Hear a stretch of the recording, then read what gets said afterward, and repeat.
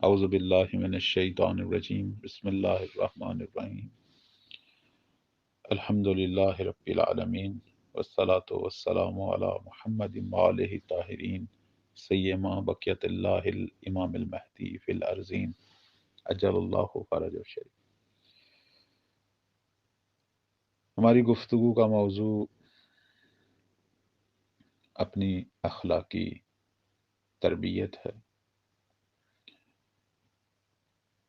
انسان دوسروں کی تربیت تو آسانی سے کر لیتا ہے، لیکن مشکل ترین کام یہ ہے کہ وہ اپنی تربیت کرے، اور اسی کو جہاد اکبر کہا گیا ہے۔ ہم نے اپنی گفتگو کا آغاز انسان شناسی سے کیا اور امام شناسی تک پہنچے۔ عرض کیا تھا کہ اپنی تربیت کے لیے پہلا جو قدم ہے وہ یہ ہے کہ ہم معلمین اخلاق جو کہ انبیاء ہیں اور ان کے بعد ان کے اوصیاء ہیں، ان کے فرامین پڑھیں، ان کی معرفت حاصل کریں اور ان کے فرامین پڑھیں، چونکہ یہ اسوہ ہیں، یہ ہمیں ہدایت دینے کے لیے بھیجے گئے ہیں۔ ان کے پاس علوم الہی بھی ہے اور تزکیہ نفس کرنے کا ہنر بھی انہی کے پاس ہے۔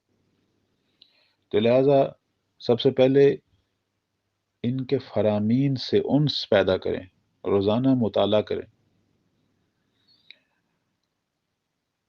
اب دیکھیں نا کہ اگر ہمارے لیے اپنی تربیت واقعاً ایک اہم ترین مسئلہ ہے تو ہم اس کے لیے ٹائم کتنا دیتے ہیں؟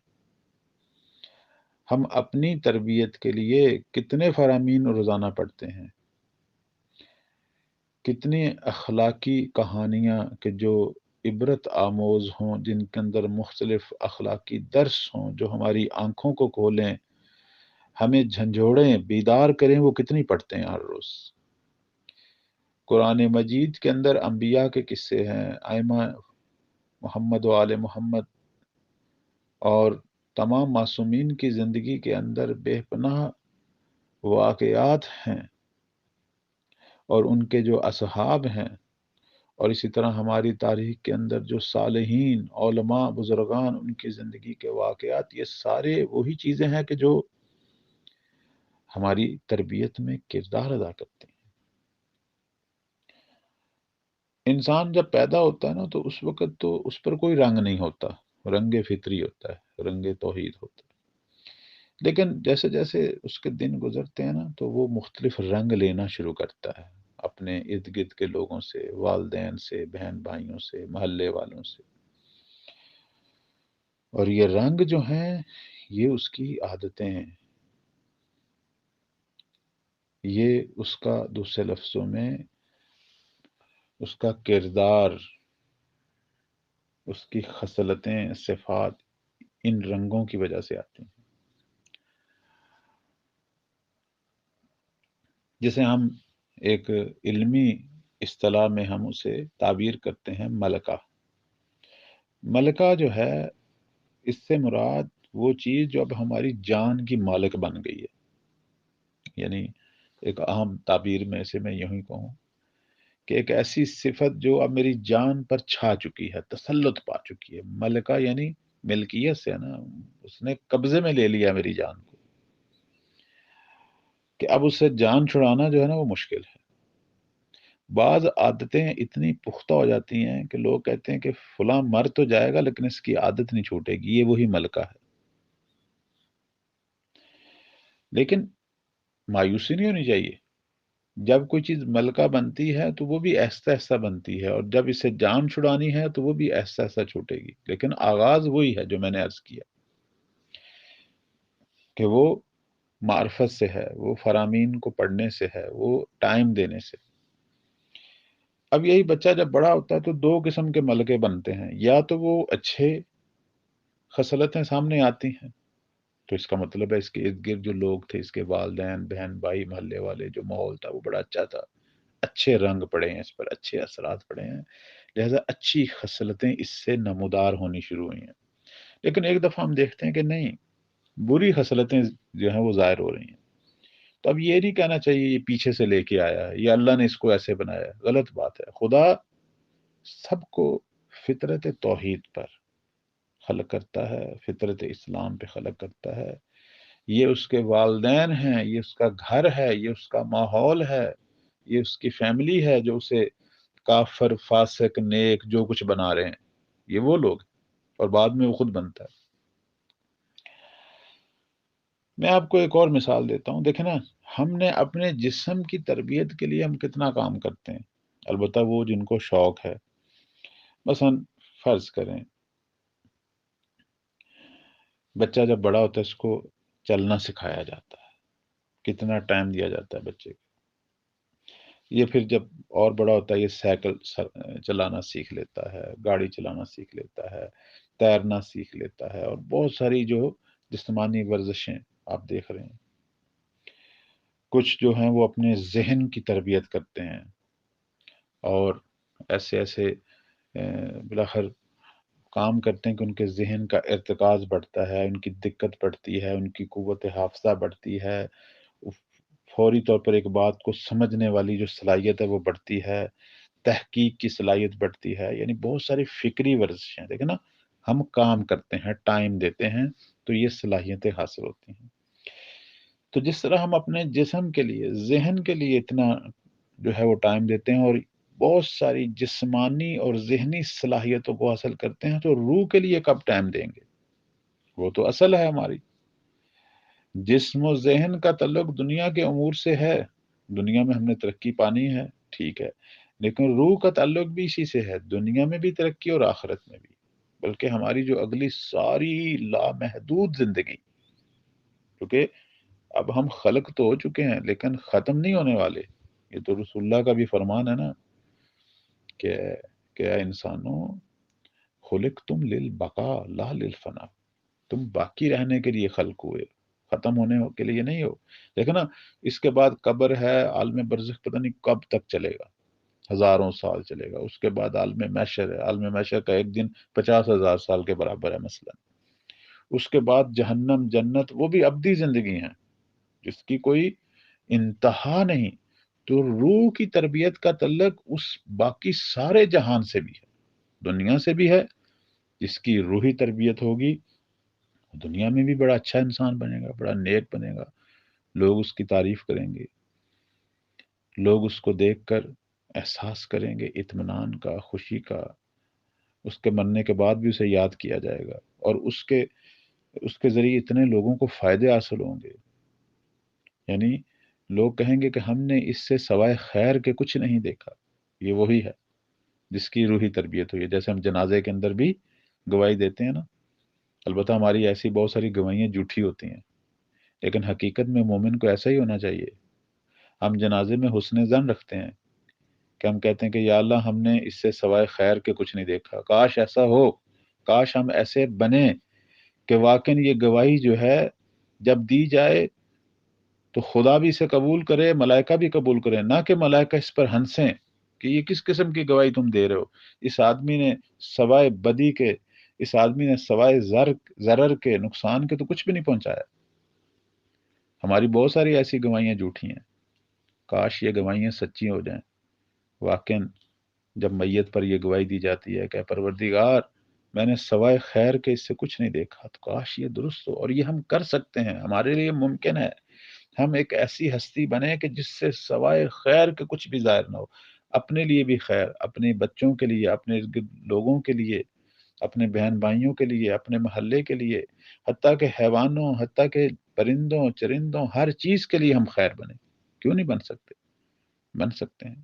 لیکن کب؟ جب ہم سب سے پہلے اپنے لیے خیر بنیں، جب ہمیں اپنی فکر ہو. یہ جو ہم کہتے ہیں نا کہ انسان کو اپنی فکر ہونی چاہیے، یہ اس مسئلے میں ہونی چاہیے کہ اپنی روح کی تربیت کرے. جو شخص اپنی روح کی تربیت کر رہا ہے، اپنے دل کی تربیت کر رہا ہے، اپنی خواہشات کی تربیت کر رہا ہے، جس کے اندر اچھی صفات ہیں، شجاعت ہے، سخاوت ہے، حلم ہے، تواضع ہے، اپنے نفس پر کنٹرول ہے، غیبت سے بچا ہوا ہے، منافقت سے بچا ہوا ہے، مکر و فریب سے بچا ہوا ہے، ریاکاری سے بچا ہوا ہے، قساوت قلبی سے بچا ہوا ہے. یہ جو لوگ ہیں جن کے اندر ایسا قلب سلیم ہو، یہ ہیں کہ جنہیں اپنی فکر ہے. چونکہ جب انسان حقیقی معنوں میں اپنی فکر کرتا ہے تو ساری کی ساری دنیا اس کے شر سے محفوظ ہو جاتی ہے، چونکہ پھر وہ منبع خیر بن جاتا ہے۔ پھر پھر دنیا کہتی ہے کہ ہم نے اس سے سوائے خیر کے کچھ نہیں دیکھا۔ لیکن ہمارے ہاں عام طور پر اس کو اپنی فکر سے مطلب، اس کو اپنے پیٹ بھرنے کی فکر ہے، اس کو اپنی خواہشات پوری کرنے کی فکر ہے، یہ برے معنوں میں استعمال ہوتا ہے۔ یعنی لوگ برائی میں صرف اپنی فکر کرتے ہیں۔ کاش ہم اپنی تربیت اور اپنے جو آئندہ کے جہان ہیں، جہاں ہم نے پتہ نہیں کہاں کہاں حساب دینے اور کتنے مرحلے ہیں، دنیا تو کچھ بھی نہیں ہے۔ دیکھیں، مثال اس کی میں ایسے دوں گا جیسے ایک قطرہ ایک طرف ہے اور ایک سمندر ایک طرف ہے۔ جس طرح ایک قطرے کی اس سمندر کے مد مقابل کوئی حقیقت نہیں، دنیا کی یہ جو آگے ہمارے جہان آ رہے ہیں ان کے مد مقابل دنیا کی کوئی اہمیت نہیں ہے۔ یعنی زمانے کے اعتبار سے کوئی اہمیت نہیں ہے، البتہ اس اعتبار سے اہمیت ہے کہ ہم نے اس دنیا میں اس جہاں کو بنانا ہے، اس جہاں میں ہم نے کیسے رہنا ہے وہ فیصلہ یہ دنیا کرے گی۔ لیکن زمانے کے اعتبار سے، مدت کے اعتبار سے یہ دنیا ایسے ہی ہے جیسے سمندر کے مد مقابل ایک قطرہ۔ آگے سمندر ہے، زمانے کے اعتبار سے لامحدود زندگی ہے، لیکن اس کا فیصلہ ہم نے اسی دنیا میں کرنا ہے۔ اس لیے کہتے ہیں دنیا جو ہے وہ آخرت کی کھیتی ہے، ہم نے یہاں کیا بونا ہے، اپنے آپ کو کیسے بنانا ہے، یہ ساری چیزیں فیصلہ کریں گی آگے والے سفر میں۔ کس طرح اس دنیا سے نکلنا ہے، اس پل کو کیسے جو ہے وہ پار کرنا ہے، کس حالت میں پار کرنا ہے۔ تو سب سے اہم ترین جو مسئلہ ہے وہ یہ ہے کہ ہم دیکھیں کہ ہمارے اندر کون کون سے ملکہ ہیں، کس کس چیز نے ہماری جان کو، ہماری روح کو اپنے قبضے میں کیا ہوا ہے۔ پہلے اس کا تجزیہ کریں، کون سی ایسی خصلتیں ہیں جو ہمیں چھوڑ نہیں رہی، یا اگر ہمیں تھوڑی سی ٹینشن بھی ہے، تھوڑا سا ہم سوچتے ہیں، پشیمانی ہے، لیکن کچھ خصلتیں ہیں جنہوں نے ہمارے وجود کو پکڑا ہوا ہے، چھوڑ نہیں رہے۔ اپنا مطالعہ کریں، یعنی اگر اچھی خصلتیں ہیں تو پھر تو شکر خدا کریں اور اس کو بڑھائیں۔ مثلا فرض کریں اگر آپ کے اندر حلم ہے، تواضع ہے، سخاوت ہے، صداقت ہے، آپ کے اندر لوگوں کے ساتھ مہربانی ہے، صلہ رحمی ہے، ان کو بڑھائیں۔ لیکن اگر کوئی بری خصلت ہے، حسد ہے، غیبت ہے، نفاق ہے، ریاکاری ہے، کوئی بری، ظلم کرنا ہے، دل سخت ہے، اگر کوئی اس طرح کی بری خصلتیں ہیں اور آپ اپنے مطالعہ کر لیے، اس کو لکھیں کہ میرے اندر کون سی خصلتیں ہیں۔ اب ان سے جان چھڑانا جو ہے نا، اب اس پہ ہم گفتگو کریں گے، چونکہ یہ ملکہ بن چکے ہیں۔ جیسے بچہ بڑا ہوتا جا رہا ہے، جسم بڑھ رہا ہے، اسی طرح یہ خصلتیں بھی بڑی ہو گئی ہیں اور پکی ہو گئی ہیں، کیونکہ بچپن میں جب یہ شروع ہوئی تھی اسی وقت اس کو ختم کرنا چاہیے تھا، لیکن یہ ختم نہیں کی گئیں یا نہیں ہوئی یا کوئی رہنمائی نہیں ہوئی، تو اب یہ بڑھ گئی ہیں، پختہ ہو گئی ہیں۔ جیسے کہتے ہیں کہ ایک چور شخص جو ہے، پرانے زمانے میں بزرگ لوگ یہ قصہ سناتے تھے کہ ایک چور کو، جس نے بہت بڑا ڈاکہ مارا تھا اور اس ڈاکے میں اس نے کسی انسان کو بھی قتل کر دیا، بلاخر اس کو پھانسی ہوئی، تو پھانسی دینے سے پہلے پوچھا گیا کہ آپ کی آخری خواہش کیا ہے، تو اس نے کہا میری والدہ کو بلایا جائے۔ اس کی والدہ کو بلایا گیا تو اس نے اپنی ماں کو کہا کہ اپنی زبان باہر نکال، تو وہ حیران ہوئی، لیکن اس نے کہا نکال زبان، میری یہ آخری خواہش ہے۔ اس نے نکالی تو اس نے اس زبان پر کاٹا۔